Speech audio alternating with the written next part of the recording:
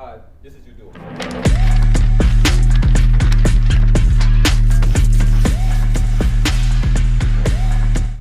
Welcome back to another episode of Paper Route. Super excited about this one, Ashley. We have a big guest. We have a big moment. And my pops used to always tell me as an athlete, son, it takes one play.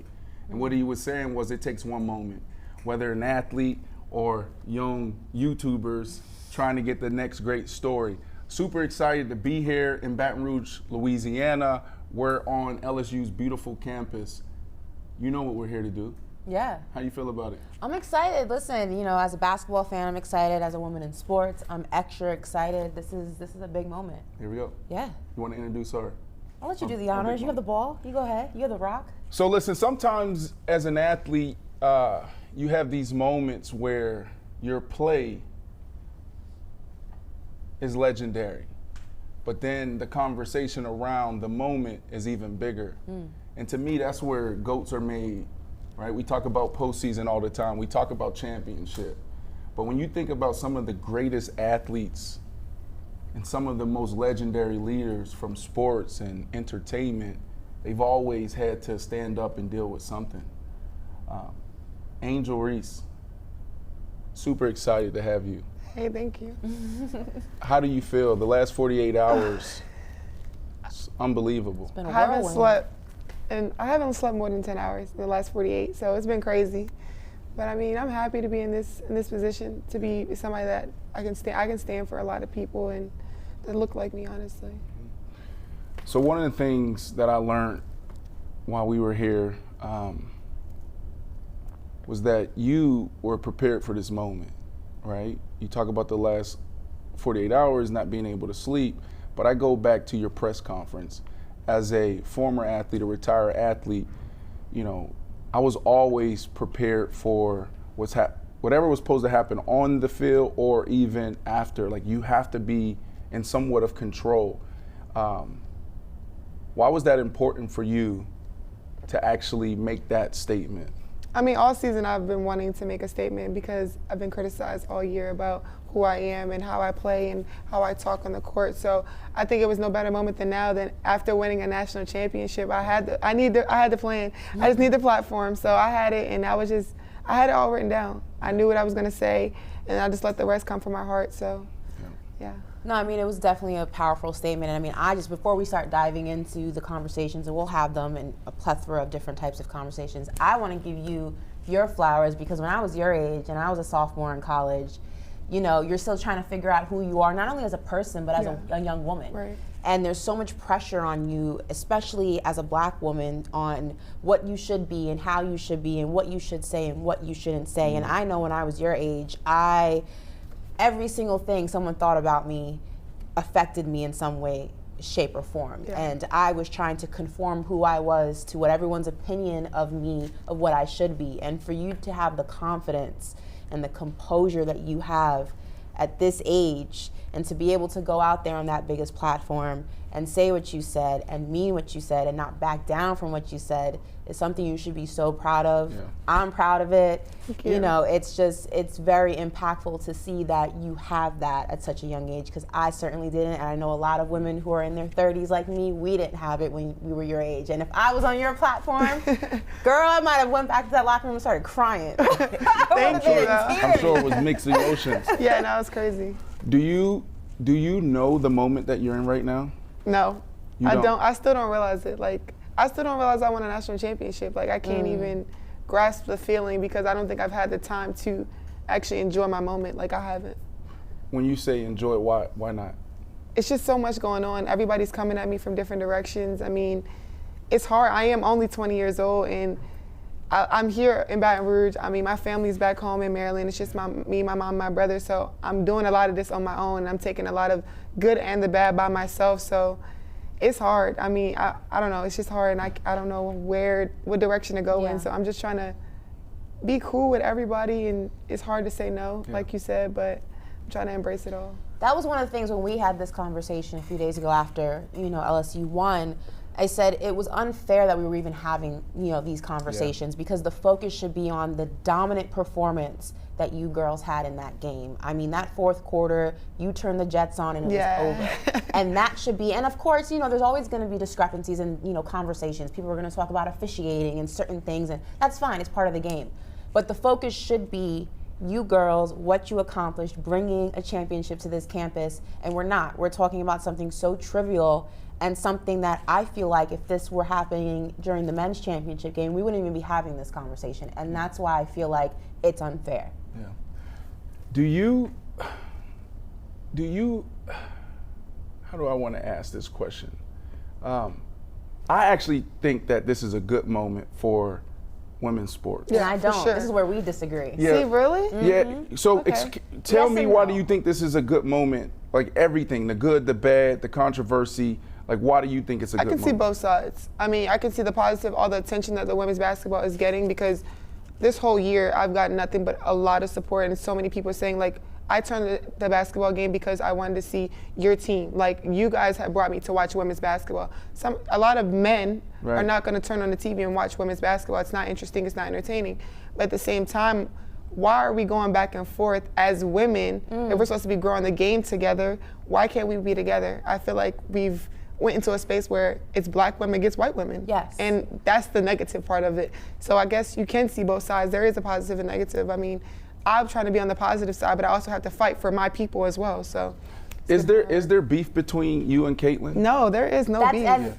There's actually no beef. That's the unfortunate part about this, because I think as competitors, you girls see it for what it is. Right. Trash talking is a part of the game, and That's when right. you win, you get to trash talk a little bit more Right. than the girl you beat. Facts. Right.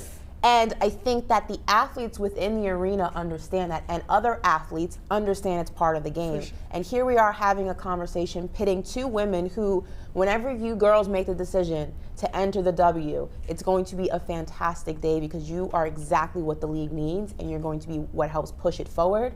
And that's what the focus should be on. Instead, we're trying to manufacture a beef that does not Right, exist. yeah. And because there's so many different narratives within this one storyline, Yeah. people are making something out of something that doesn't exist, and Yeah. that's what the unfortunate part is, Facts. because they respect each other Yeah. as ballers, Facts, I would for sure, assume. for sure. Have you guys spoken since then? No, we haven't. No. It's a powerful moment. I mean, you talk about black women versus white women. The team that you have around you is Jennifer. Kim. Kim. Coach Kim. So Monkey, yeah, Coach Kim. Kim. No, that's Coach Kim. Coach Kim, yeah. And you Jennifer, have yeah. and Yeah. Jennifer, Yeah. right? It's white women. Yeah. So how do they feel about this conversation being had between black and white? Because everybody on this campus and on your team is riding high right Yeah, for now sure. and got your back Yeah, and nah. feel really good about, the last 48 hours. Yeah, I mean, honestly, our team is predominantly black. I mean, we have 2 white girls on our team, but they support us in everything that we do. I mean, they've always had our back in everything. I never have to worry about Coach Kim. She gets crazy. Like, she if you know her, She had the flamingo jacket she don't with the play. feathers. Yeah, no, right. she's fly. She gritties. She said no cap. Like, she's hip to what we got going on. So she kind of has to accept, like, the fact that we are who we are, and I think that she embraces that. Like, she loves us for who we are, and I've never honestly been under a coach where they can actually appreciate who I am. Well, I was at Maryland before, and I wasn't able to have a voice like this. Right. I wasn't able to speak my mind and actually just know my coach has my back. So I love Kim Mulkey, and I'm riding behind her. Well, the reason why I asked that question and brought that up is because as athletes, when we walk into the locker room, and actually we talked about this yesterday on our show, it's hard for us to see color. Right. And people don't understand that. Like, I wish America looked like majority of our locker rooms, Yeah. right? So you got Coach Kim, right? You got her there, and she's leading the team. And then you have Jennifer, who is she plays a huge role in what you guys do off the court and on the court, Yeah. right? But then we're having this discussion, and that's, to me, is like an American thing. It's not a on the court thing. It's not an on the field thing. Yeah. So I just wish that more people can understand how we operate in the locker room. Question for you: are you going to the White House? We're gonna see. I don't know. We'll dive into that. We'll circle back. We'll We dive gonna into see. that. Well, I mean, why we got to circle back? I mean, we can. Okay, let's dive into it. Notoriously, winners go to the White House. Yeah, facts, for sure. It's always Hands how down. it's been. Yeah. Second place, third place, fourth place, fifth place. You don't get to go. No offense, but we won. We go. Period. Dr. Joe Biden comes out, First Lady, and says that she wants to invite both LSU and Iowa to the White House. And since then has, doubled back on those comments. But when you first see that, you, myself, and a lot of other people were like, why? Was it a tie? When did we start doing that? How does that feel that the situation, and we'll dive into it a little bit more, already has these undertones of racial bias, and it's turned into that unnecessarily because, again, it was simple trash talk within a sport.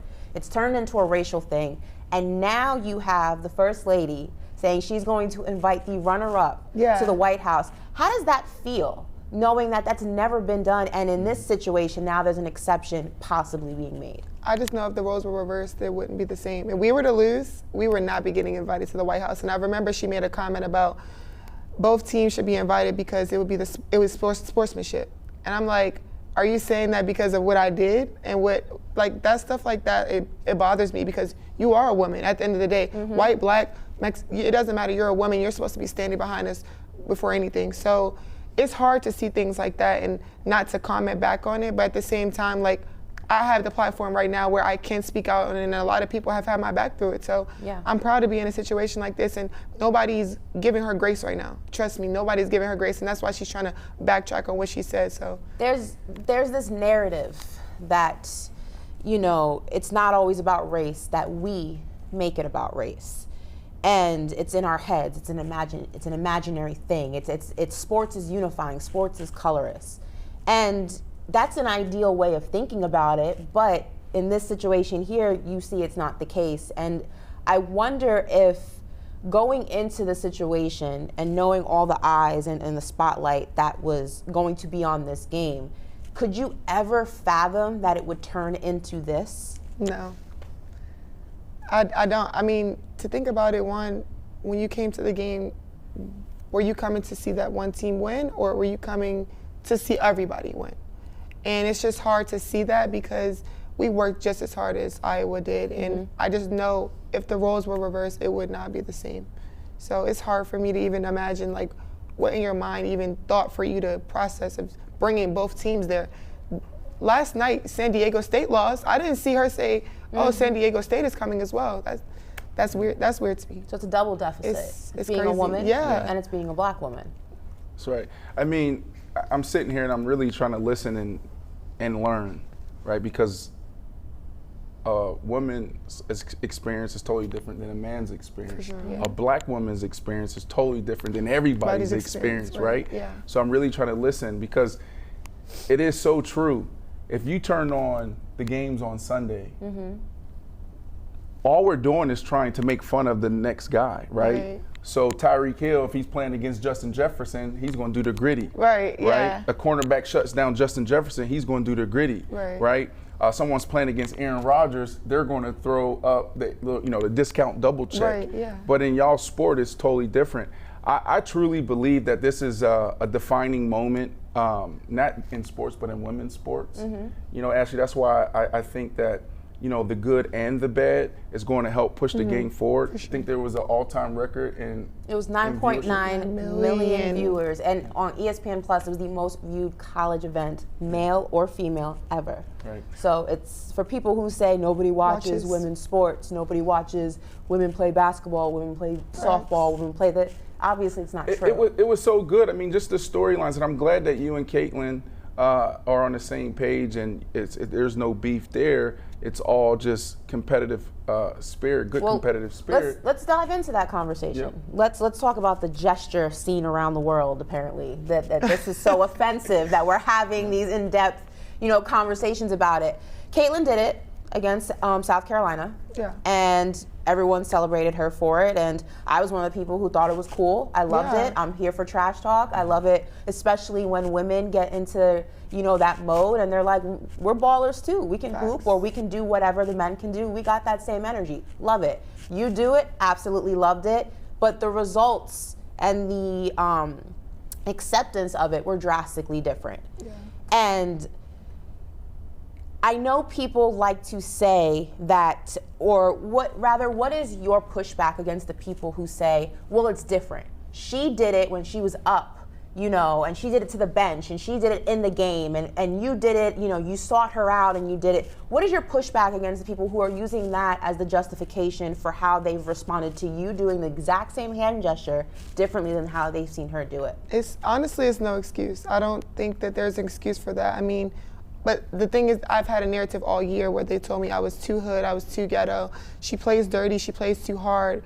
But every time anything I do, it goes viral. Every single time, positive or negative. When she did it, everybody was so happy. When I did it, it was an issue just because of what I look like. And people are saying she still had 30.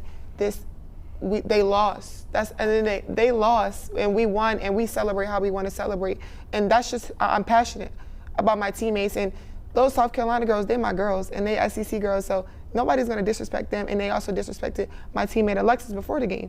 So I don't really take disrespect lightly, and especially when it comes to family and my girls, so I'm gonna stand behind it regardless who likes it or not. There was a lot of people standing up, but I want to focus on like athletes. Yeah. Who stood up, had your back, that you were like, yo, that's dope? My Uncle Shaq, he's the one. I saw. Oh, he went hard. He did. Uncle Shaq don't play about me. He don't play about me. LeBron, I think LeBron had said something.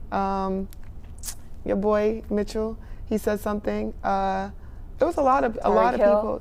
Yeah. A lot of people said something that I didn't even know watched. Right. Like rappers, Future text me, said, like just all these different kinds of people. I was like, wow. Not that you need it, but how does it feel to have it? Because I think a lot of the times women, especially black women, sometimes feel that when things go down, they're on an island by themselves. Yeah. That the support that they give out to other causes, especially men, is not reciprocated when it's time to reciprocate it. And you had this monumental moment, and a lot of people could have looked the other way and said, oh, well, you know, it's not really my problem, I'm not gonna get involved with it, that's a woman's thing, it's a woman's issue. Yeah. But that wasn't the case. So how does it feel to have that backing, that support system? Again, not that you need it, because you can hold your own. Yeah, I mean, I think it's just helping grow the game again. I mean, I'm just happy all these people are actually respecting a black woman and what she has to say. I didn't do it for publicity. I did it because that was on my heart, and all year I just felt like I needed to say that for the girls that feel like they don't have a voice. I feel like I have the platform, I have the voice, and a lot of people listen to what I have to say. So being able to be in that position, like I said, I wrote that down earlier on, and I knew this is my moment, I have to say this, and I know that a lot of people can actually be impacted by this. So. What's next? The parade tomorrow. I mean, I don't know. It's a parade inside my city. It's a parade inside my city. Yeah. Right. There's going to be a lot of people here. Not for sure. So, a year ago to this day, you made a decision. Well, you entered the transfer portal. You know, it was literally damn near a year. I know. It's crazy. Time flies. You just mentioned Coach Staley in South Carolina. You had an opportunity to go there. Did. How did you choose here? One, I had my visit set up to South Carolina, and I was like, all right, I'm going there. So my teammate, Kateri, me and her have gone way back. We've been knowing each other since we were 14. She was like, come visit LSU. And I was like, all right. I mean, I don't know why. I was scared to go away from home. Even coming out of high school, I was scared. So that's why I stayed home at Maryland. And when Kateri called me, she was like, Kim doesn't think she can get you. And I was like, what do you mean? Like, I'm open to taking wherever fits me. I don't know. I'm not ducking anything. So when I came on a visit, everything was perfect. They laid everything out for me as far as my plan, my goals, what you can accomplish. And they never promised me points, a statue, anything. They knew I wanted to be happy again, and I wanted to gain confidence again within my game, and that's everything I wanted. And everything else has just been a plus lately. So I'm happy to be here at LSU, and I don't think I would be able to do what I'm doing right now anywhere else. Right.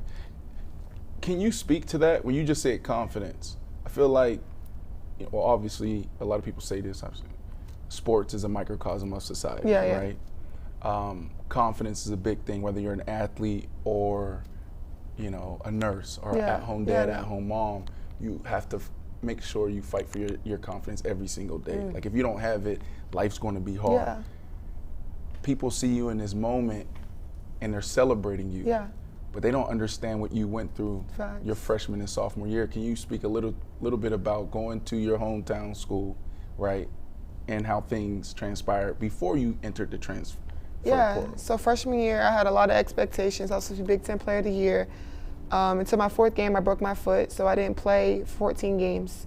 Came back in March. The team was already rolling, so I couldn't do anything. They were playing. We lost in the Sweet 16, and I was like, all right, bet. Now I can grind, get back. Sophomore year, I'm about to get at it.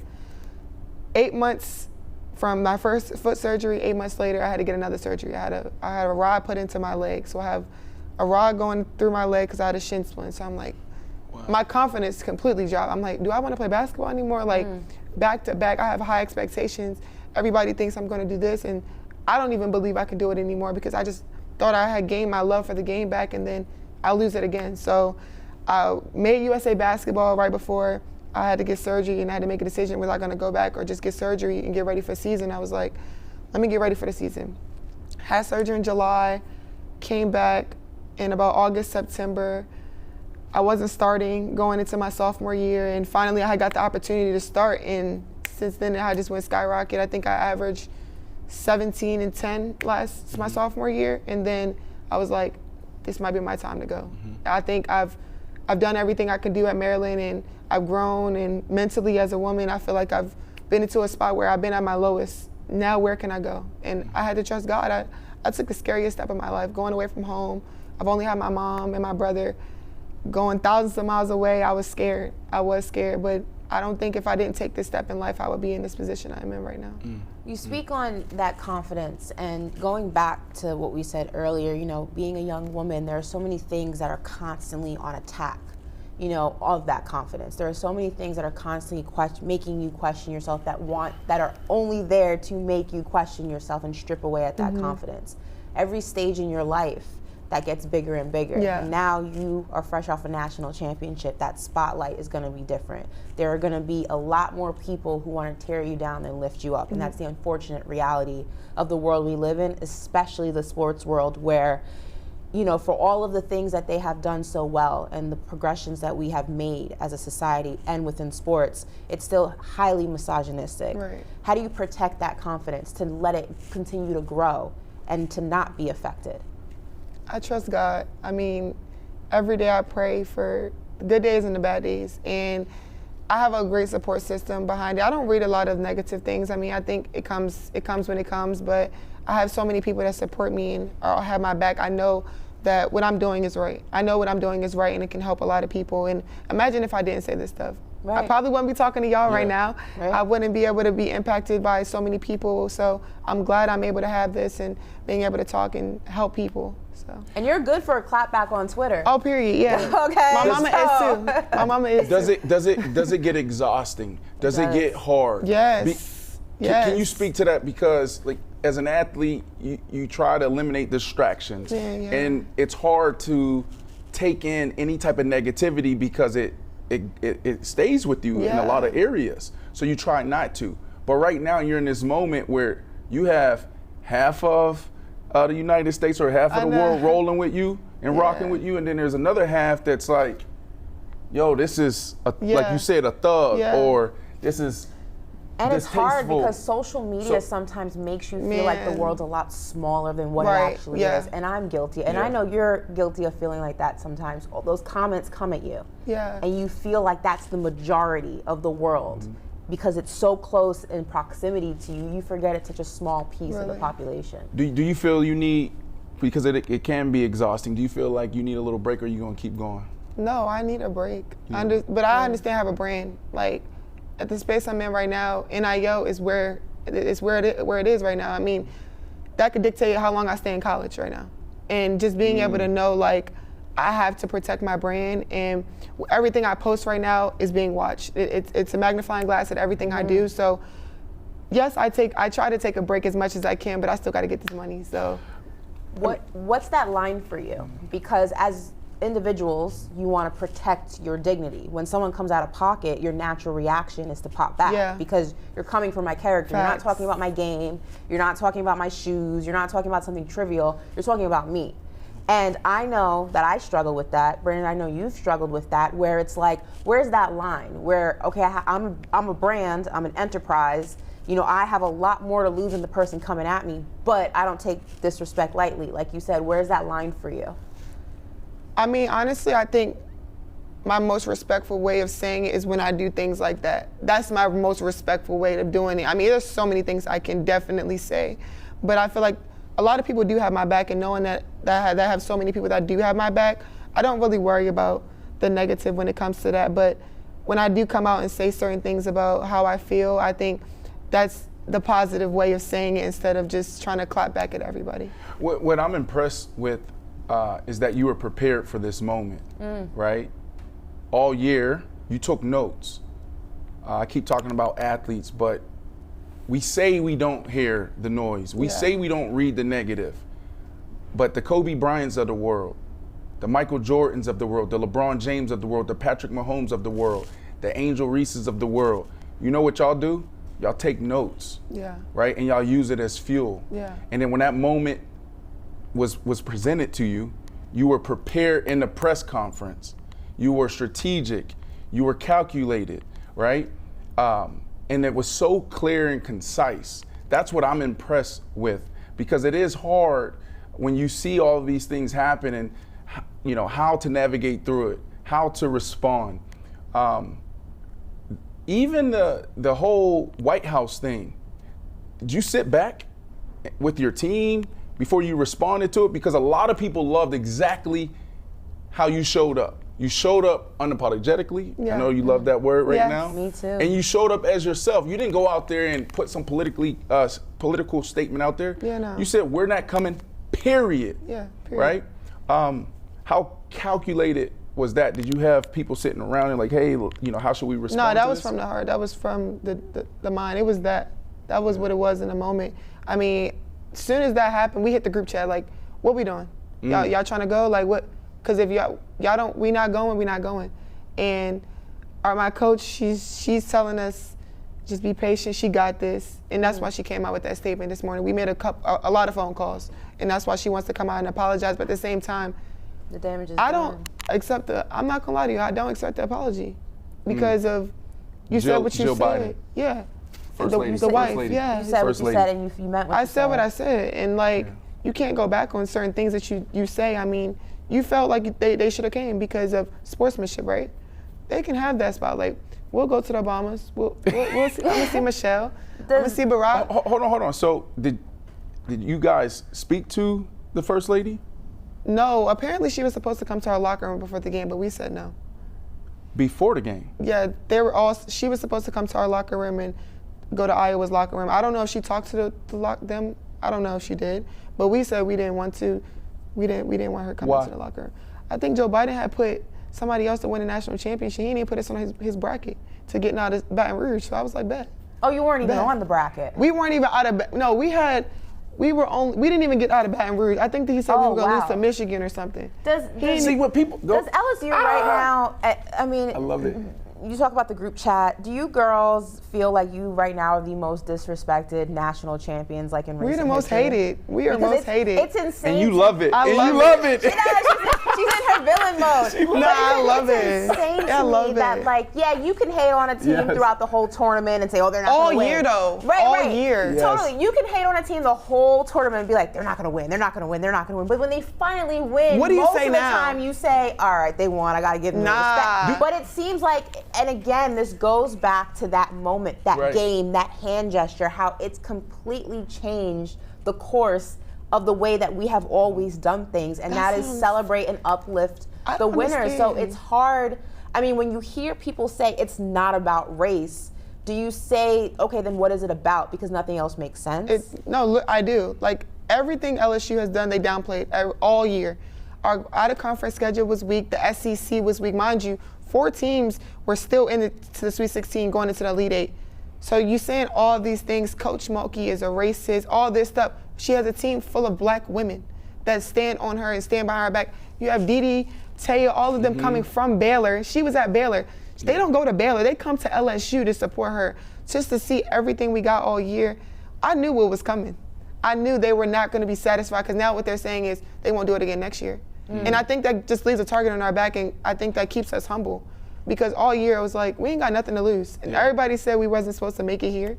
So when we got there, we was like, oh, all right, so I guess now we got to double it. Right. I love the competitive spirit, right? Like that's sports, and it's weird and it's interesting to me that, you know, you guys are being thrown in this box like, oh, this is how a lady's supposed to act. Yes. Right? Because that's the type of energy we on. No, facts. Oh, you didn't pick us? Yeah. Oh, there ain't nothing to talk about. That's a bag. Yeah, that's a you bag. understand? Bag. But Yeah. even in this moment, we're still saying, no, this is how a lady is supposed to operate and supposed to act. But when we're talking about sports, We're talking about athletes here. Right. We're That's what not I'm saying. having breakfast at Tiffany's. there ain't no gender. We're The ball. I think Ali Krieger and Tony Presley, we had them on our show in season 2, and I believe they said the ball knows no gender. No, it was a driver. She said the ball knows no sport. I mean, knows no gender, right? And that's what we're highlighting here is like how the men act on the court. We need to celebrate when the women act the same way. I mean, there's definitely a double standard, but I think that there's a universal similarity when it comes to race and athletes. It seems as though, and I'd love to hear your perspective on that, because it seems as though the world wants black athletes to be humble. But when white athletes go out there and they boast and they peacock and they're talking trash and they're talking X, Y, and Z before the game even happens, it's celebrated. It's, oh wow, ultimate competitor, and it's all these words that are used in a positive way. But when black athletes do it, it's, oh, he's doing too much. Oh, yeah. Oh, she's extra.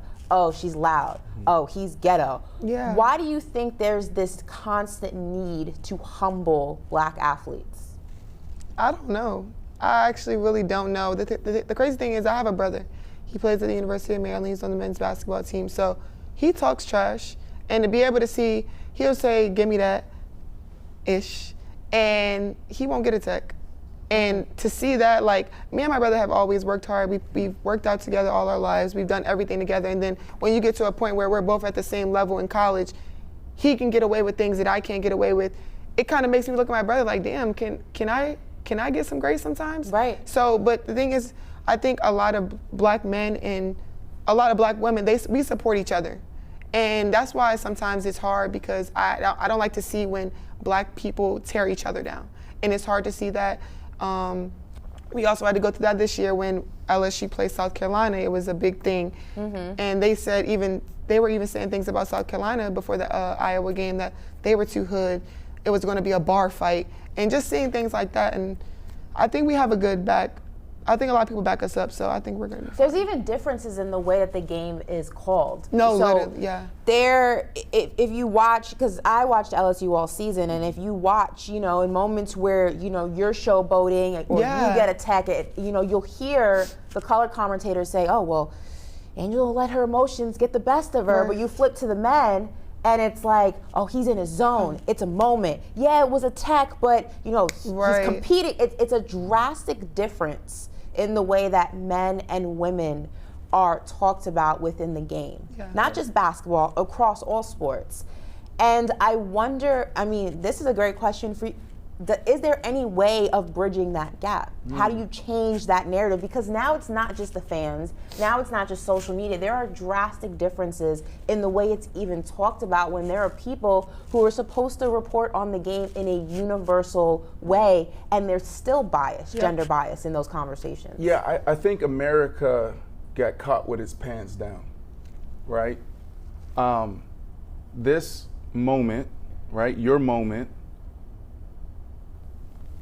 you had Caitlyn doing the same thing that you did, right? And she was celebrated. Mm-hmm. You turn around as a competitor, do the same thing. The conversation changes. Mm-hmm. You can't run, you can't hide from that.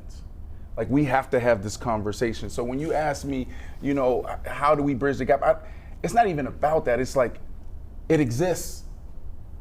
There's so many layers to this conversation. Right. Women's sports, men's sports, black women, white women. There's so many ways we can take it. it's not that I love it, but I feel like before we can even confront something or deal with something, we gotta be able to say, like, let's bring it to the surface. It's here. Like, it's so interesting, right? The guy from Barstool, what's the other guy's name? Oh, Keith Olbermann. I called him out though. Keith Yeah, Olbermann, real quick. Big Shaq called him Yeah. out. So that's the interesting thing for me is that we got caught with our pants down, and we gotta No, have the we conversation. didn't. They did. Well, yeah, for They're, facts, the yes. same people who claim that sports is colorist Yeah. and unifying and I'm just here for good got caught that only applies when athletes of a certain skin color, black athletes, stay inside the box that they're comfortable in. They don't venture too far. They're not too loud. Right. They're not too over the top. They're not too, hood. They're not too proud to be where they're from. They're not too this, they're not too that. Once you step outside of those 4 lines of that box, all of a sudden now you're a problem. Yep, I 100% agree. Before we move on though, I do want to ask you this because everyone was uplifting Caitlyn when you did the hand gesture because they were like, she's focused, she's not even looking at her. Did she see you? She saw me. Okay, She saw acting you. like she ain't saw me. She saw me. She ain't see you, she was focused. She saw me. She, If somebody walking to seen you the like angle? this, I can see somebody walking to me like Peripheral that. because they, in the videos they were saying she's focused. She has that mentality. She's not even looking at her. She's not. That was one of the justifications in the uplifting. Nah, she of her. saw me. She Trust saw me. you. She saw me. it was a lot Because of I was following her for a good couple, like 10, 15 seconds. I was like this and I kept doing this. Why did you follow her? For everyone using I wanted her to make sure she saw me. I wanted her to make sure she saw me. It was time. It was It was time. time. It was time. There was a lot behind that. It was. It was a lot of energy. It was. That's sports. Before we push the conversation forward, right? Big moment on the court, off the court. What's the message? Let's be clear here. I loved your presser after the game. Yeah. And if it's the same, it's the same. But now that time has passed, every day there's something else popping up. Yeah. The White House, this person making this comment, that person making that comment. A lot of people joined the conversation. Let's be clear here. What is the message? What do you want people to walk away from with? Be who you are. Stand your ground. Don't care what anybody says. I don't care what anybody has to say about me. I'm always going to be who I am. And like I said, unapologetically Angel. That's just who I am. And never feel like you're too much for somebody, or you're too loud, or you're too ghetto. Be who you are. And I think that has got me to where I am. I don't think that, the negative people are going to say what they have to say, and that's on them. But I know I've impacted a lot of people, and a lot of little girls look up to me and say, I want to be Angel Reese. I want to do the things that she does one day. And I know that a lot of women, especially women of color, black women specifically, myself included, are so proud of you for the way that you carried yourself. Thank you. The way that you have been able to triumph over a lot of just the ugliness and the negativity. And like I said, I was not nearly as confident when I was your age. And the only thing that I can say to you is don't let anybody ever strip that confidence from you. You continue to grow it and nurture it. And don't let anybody put you in a box, because there is somebody looking up to you right now that is what you did is going to make their path to a similar destination, the same destination, a lot easier. And if it's just one person, you did your job. You continue to be unapologetic, and it will continue to pay off for you. So I am proud of you. Thank you. Very proud of you. 2020, we're in a pandemic. Yeah. A lot of people, we're in a bubble. Bye-bye. I wasn't in the bubble. Were you in the bubble? How was your experience, this tournament compared to the men, right? Like in a bubble, there was a lot of Oh my gosh. highlighted between the Yes. men's facilities Yes. compared to the Discrepancies. to the women. Real bad.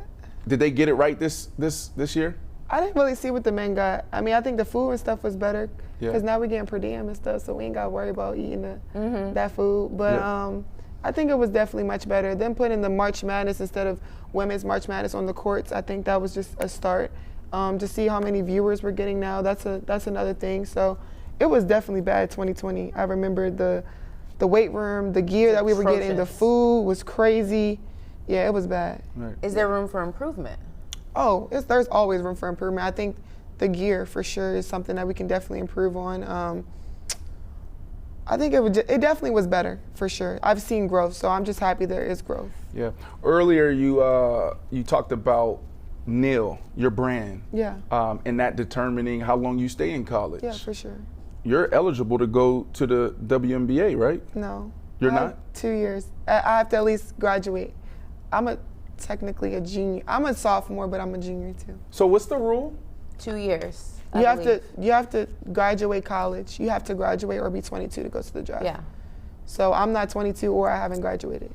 That's different than the NBA. It's different. Oh from no, the you can be one and done for NBA. Yeah. What? Women, Hold on, they why hold is that? women- they The hold. pay gap. I mean, the pay gap is, and we only have, we have 12 teams and 12 players on each team. That's 144 people in the league. Right. There's not enough spots. So you have to, like, wait. Yeah.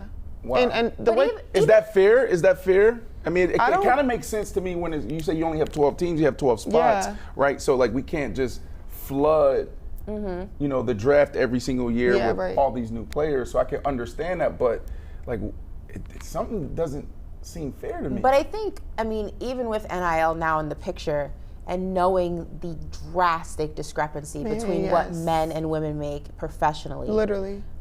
there's not even, I don't even feel like there is a rush for I'm not women in in a college rush. to even I'm make that chilling right now. transition. I'm the no Really? rush to go to the league. No. Because the Why? money you can The money make, I'm making is Right. more than some of the people that are in the league that might be top players. How much you make? Huh? How much you make? Why? You Because Let never me spill hold that. You never spill that. Huh? You never Spot him spill at what's in 20. the bag. Spot I him at got you. 20. You got I got you so much. You got me. What's your biggest purchase to date? Today, Your I bi- haven't made a big purchase. Oh, but the price went up. I'm making a purchase coming these next 2 weeks. What, I like what that. we thinking? I'm getting a new car for sure. Nice. And I'm moving into a new place, so. Okay, all right. What type of car are we looking A at? Benz. I want me. My a mama Benz. my mom pays for my car right now, so I was like, I got it. I got it now. She can My have the parents car paid for back. my car in college. too, Yeah, though. so I mean, I was Low-key. taking that, embracing that for a little while, and I was like, nah, mom, I guess I'll get me something new now. Whenever someone wins a championship, there's always like these classic photos, right? I feel like a dope photo for you is getting off the plane and you got like all these bags. Yeah. Did you see that? With the Yeah. flowers. Everybody's seen everything. Everybody's watching everything you do Oh, right yeah. now. It was the Prada, the Louis, the Neiman. Yeah. I loved it. No, yeah. Where'd you go shopping? No, actually, some of my friends and my agent got me that stuff. So Oh, I didn't even get to drop a bag yet. You ain't dropped a bag yet? No. So we're going straight to the Mercedes dealership. We'll probably. Why don't you just call them and have them give you one for free? Because you No, talk about that's- name, image, no, likeness. we're working.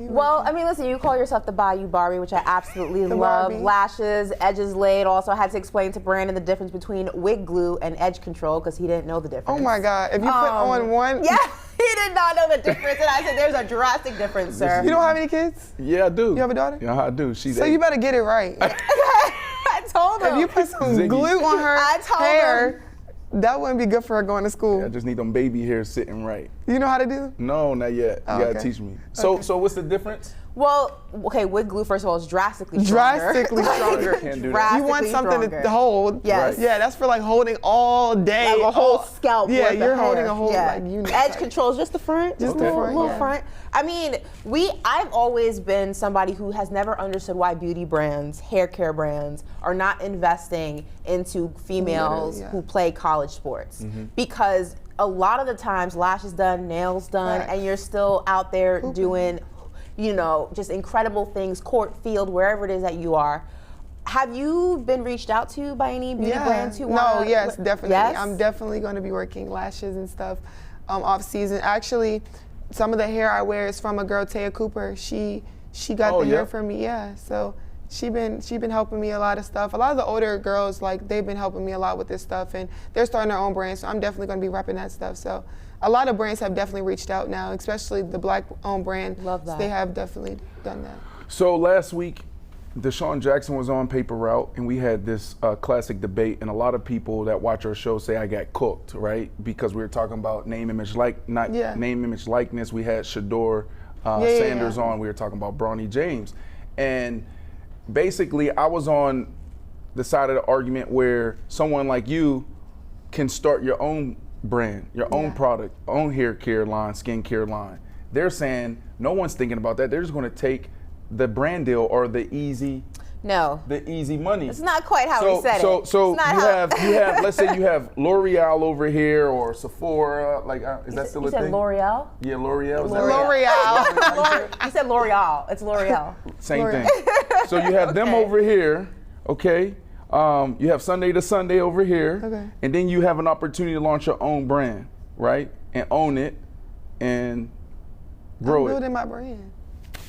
Okay, but Thank you. he's skipping Thank some you. steps, But you though. also, He's skipping the full conversation. Okay, yeah. What we said was a lot of people within college programs. Now, when we talk about Bronny James or yourself, you just hit 1 million followers. Congratulations. Yes, ma'am. The bag's Conversation. different. yes, ma'am. That, starting your own brand may not be something you're able to do. You don't have really the following, you don't have the capital. No, yeah. So taking the money that's given to you by existing brands can help you do that down the road. Yeah, no, yeah. Brandon was like, nah, we don't need their money. I'm going to start it off the bat. So that's kind of where we differ. I say take the bag and then start your brand down the road. Don't try to do it beforehand. Yeah, no, I couldn't just jump out the gate with this stuff.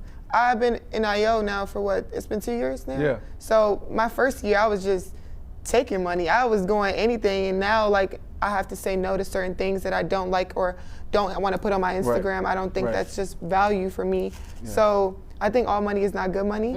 So honestly, that was kind of the hardest part of transitioning. Can you speak to the younger athletes out there, or even your peers, around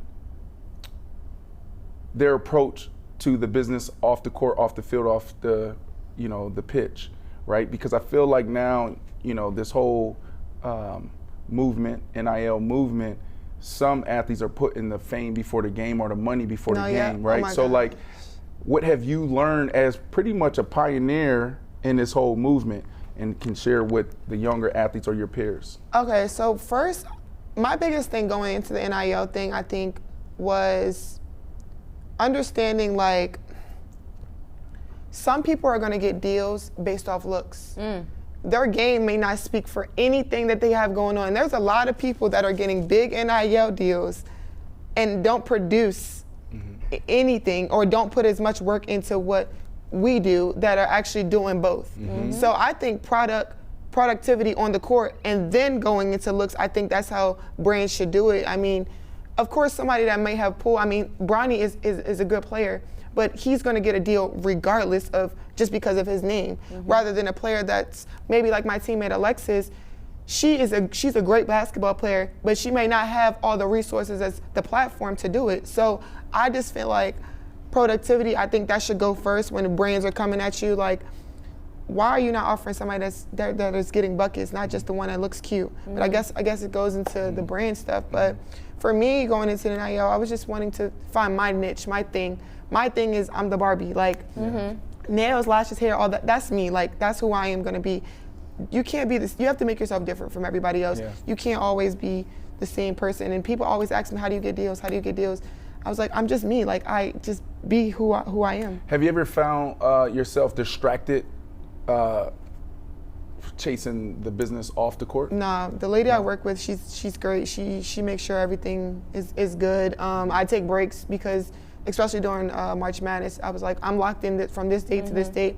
I'm only posting on this day. No game day posts. No, like just having a schedule. I think that's what helped me. Yeah. Is that a hard realization to come to, that when it comes to business and the brands of, regarding NIL, actually business in general, but specifically NIL, that productivity doesn't outweigh this? Yeah, no, that happens a lot. Even color. I don't think certain brands are going to work with a black athlete. I'll tell my agent, like, you actually think that they'll work with me? Like, do you think that they'll actually, or I'll look at one of my, like, peers and just seeing, like, dang, she got that deal? Like, they got that deal? Like, wow. But I never compare because I think my opportunity is always going to come and arise. So I've never gotten into that. But sometimes I do look like, is it because she's white? Or she looks like this? Or she's this, like, things like that I do look into sometimes. That's interesting. You're bold. Yeah. You're unapologetic. Let's be that right now. Top 3 brands you want to work with right now, and you can't Period. name Mercedes-Benz, because we already said that one. Oh, I want to work with Fenty. Oh, I know that's right, girl. Top one.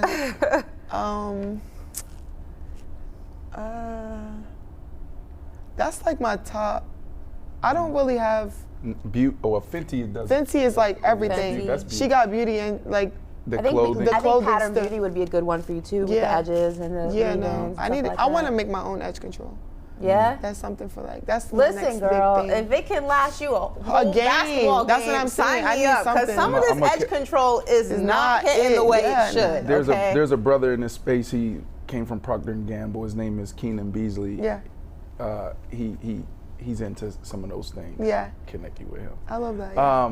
How many followers, before we end the show, some fun stuff.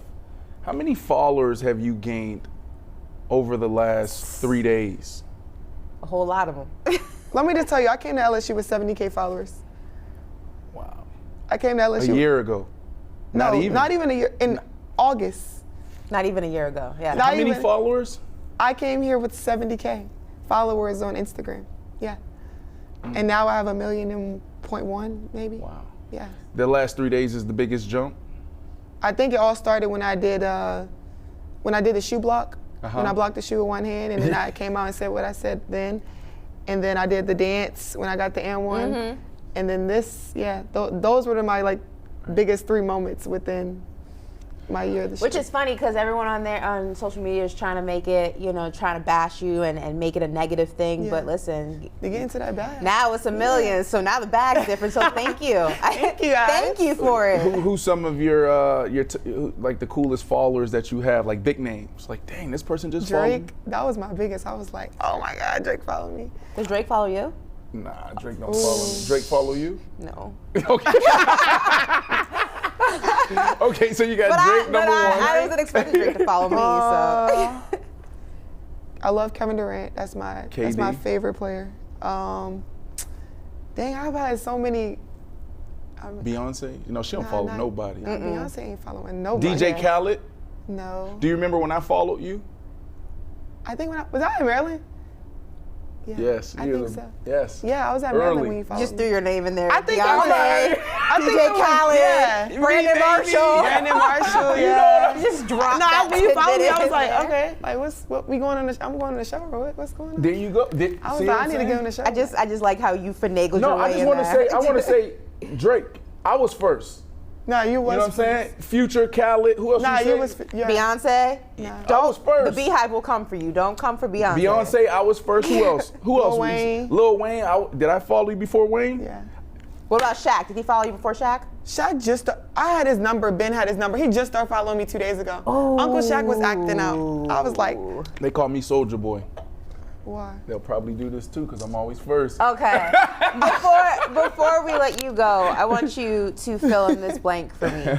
2 fill in the blanks for me. 1, this past year has been A blessing. okay, and this next year will be Ooh. I don't know. I hope more blessings to come, for sure. I know more blessings will come. I think I've been through so much and within my career, and I've seen it all. So now I'm just at the point where anything that comes at me, I'm ready for sure. I love how you love answer that. Mental health is important to us. And I want to end the show this way. We do a lot of check-ins. Where are you at 1 to 10? So I do want to get you, to answer that. Like, where are you at 1 to 10? But if you can speak to mental health, mental fitness, and your relationship with it, I think our audience would really appreciate that. Yeah, I feel like right now I'm at like a 9. I mean, it's never perfect, for sure. I mean, I see negative things, but I don't read them. I don't go looking or searching. I think the biggest thing for me within this past year was, this is my first time getting close to God, like actually praying and reading devotions every day. I have somebody on staff that I pray with before every game. This off season, I'm gonna be going to church more. So, and another thing, like writing things down, writing my thoughts down, even if you feel like you don't wanna say it right then and there, have it written down and just, I think that has helped me a lot. Just journaling. That's just something that's Journaling is big. I love big. journaling. Me too. Manifestation. No, vision boards. and I have sometimes I have like an account on my Instagram where I can just talk to myself and like just go back and like read on things that I went through. Like I'll post on my maybe 2020 I've been through this, and just seeing how much I've grown from that and how I was feeling mentally there, and just seeing some days when I just look at like, you've been through worse, like you're fine. Yeah, that's awesome. I mean, I wanted to talk about that because a lot of times we don't see what our athletes are going through off the court, off the field, when they're injured. Those are some of the toughest moments you can face. You start questioning yourself. I hurt my hip, I had my third hip surgery, or maybe it was my second hip surgery. I was in pain, and I thought my career was over. And the only thing that I could do to kind of ease the pain was go run on a banged up hip. And I ran the farthest I ever ran, and the whole time I was crying. I ran like 5-6 miles, and the whole time tears just coming down my eyes because I'm like, man, this is over.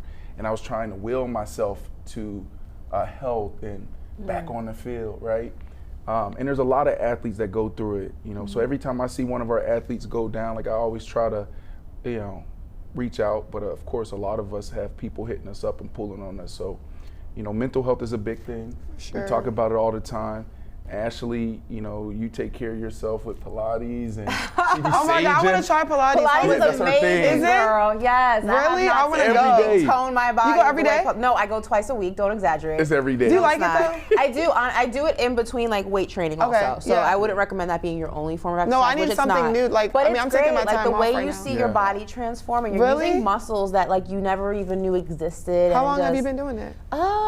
Like the past month. I'm really new to it. Like Really? I was a yoga person, but then I got bored, and then.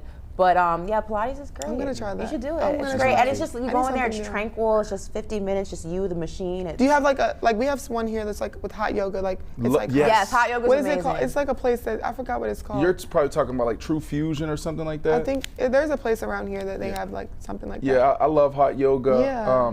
And these are things that we do outside Yeah.